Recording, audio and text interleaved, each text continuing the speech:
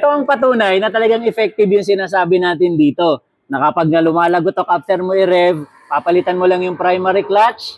Pero ako, pinagsama-sama ko na, kasama na yung lining at saka pressure plate and yung kanyang clutch spring. Pero alam nyo ba na meron pa palang isang produkto dito na kasama na rin sa dapat palitan natin, yung kanyang clutch plate housing. Isang set na yung mabibili, kasama to. And ngayon ko lang na-discover, kita nyo, nakabili na nga rin ako.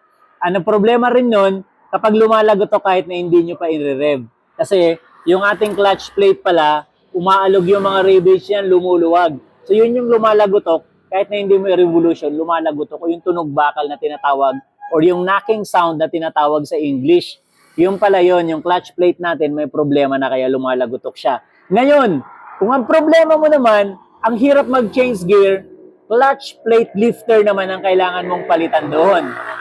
Alright? So kung may mga katanungan at suggestion ka, i-comment mo lang sa baba ng video to. At lahat naman yan, binabasa ko at pinupusuan ko.